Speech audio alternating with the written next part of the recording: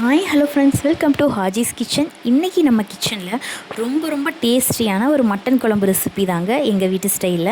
இந்த சம்மருக்கு நம்மளால் ஸ்பைஸியாக சாப்பிட முடியாது. ஸோ ஒரு மைல்டான ஃப்ளேவரில் குழந்தைங்கள்லேருந்து பெரியவங்க வரைக்கும் விரும்பி சாப்பிட்ற மாதிரி ஒரு மட்டன் குழம்பு. இந்த மட்டன் குழம்புல முருங்கைக்காய், பலாக்கொட்டை, அது போக உருளைக்கிழங்குலாம் போட்டு ரொம்ப டேஸ்ட்டாக இருக்குங்க, டெலிஷியஸாக இருக்கும். வாங்க இதை எப்படி செய்யுதுன்னு பார்த்துடலாம். நான் இன்றைக்கி அதுக்காக ஒரு 3/4 கிலோ மட்டன் எடுத்திருக்கேங்க. பேபிஸ்க்குங்கிறதுனால அந்த ஈரல், குண்டிக்காய், அதுக்கப்புறம் அந்த நல்லி இது எல்லாமே வாங்கி வச்சுருக்கேன். ஸோ நல்லா வாஷ் பண்ணி எடுத்து வச்சுக்கிட்டேங்க. இதுக்கு மசாலா பார்த்திங்கன்னா ஒரு 200 கிராம் அளவு சின்ன வெங்காயம், இந்த அளவு இஞ்சி பூண்டு, ஒரு 5 பட்டை, ஒரு 7 கிராம்பு, 2 ஏலக்காய் எடுத்திருக்கேன். இது மிக்ஸி ஜாருக்கு மாற்றி கொஞ்சம் கூட தண்ணி ஊற்றாமல் நல்லா ஃபைன் பேஸ்ட்டாக அரைச்சி எடுத்துக்கோங்க. இந்த அளவு கெட்டியான பேஸ்ட்டாக அரைச்சி எடுத்துகிட்டு வந்துட்டால் போதுங்க. இது கூடவே 3 மீடியம் சைஸ் தக்காளி கட் பண்ணி வச்சுருக்கேன். ஒரு கைப்பிடி அளவு கொத்தமல்லி இலை எடுத்து வச்சுருக்கேன். இந்த குழம்புக்கு மசாலா பார்த்திங்கன்னா 1 ஸ்பூன் மிளகாய்த்தூள், 1 ஸ்பூன் மல்லித்தூள், 1/4 டேபிள் ஸ்பூன் மஞ்சள் தூள் எடுத்து வச்சுருக்கேங்க. இப்போ ஒரு குக்கரில் தேவையான அளவு கடலெண்ணெய் ஆட் பண்ணிவிட்டு, எண்ணெய் நல்லா சூடானதுக்கப்புறம் நம்ம அரைச்சி வச்சுருந்தோம் இல்லையா, அந்த மசாலா ஆட் பண்ணிவிட்டு நல்லா பச்சை வாசம் போகிற அளவு நல்லா வதக்கி விட்டுக்கலாம். இந்த மசாலா கலர் நல்லா டார்க்கானாவே பச்சை வாசம் போயிடுச்சுன்னு அர்த்தங்க.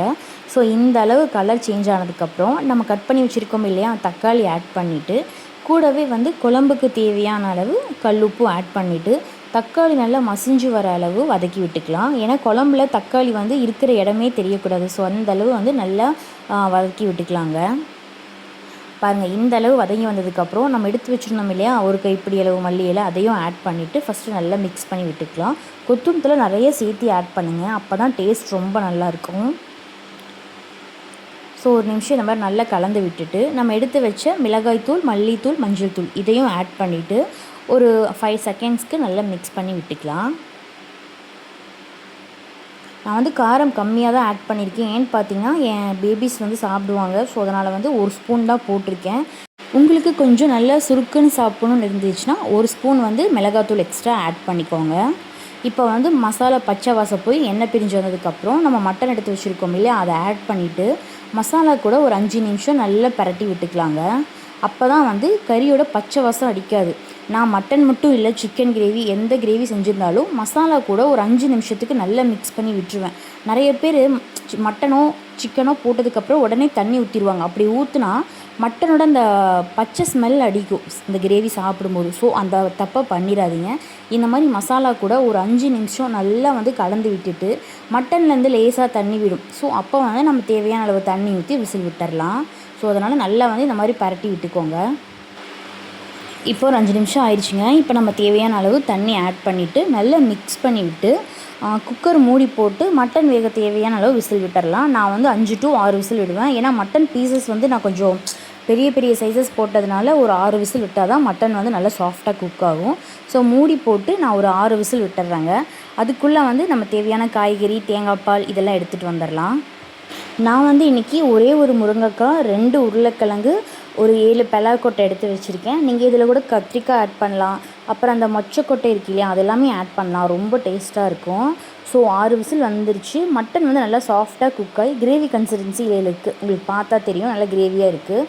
ஸோ இப்போ நம்ம கட் பண்ணி வச்சுருக்கோம் இல்லையா, அந்த வெஜிடபிள்ஸை ஆட் பண்ணி ஒரு 10 நிமிஷம் வேக விட்டுடலாம். ஏன்னா முருங்கைக்காய், உருளைக்கிழங்கெல்லாம் ஒரு 10 நிமிஷத்துலேயே நல்லா சாஃப்டாக வெந்துருங்க. ஏன்னா நம்ம காய் வெந்ததுக்கப்புறம் தான் தேங்காய் பால் ஆட் பண்ணணும். ஸோ டேஸ்ட் அப்போ தான் நல்லாயிருக்கும். 1 by 1 ஆட் பண்ணால் தான் குழம்பு எப்பயுமே நல்லாயிருக்குங்க.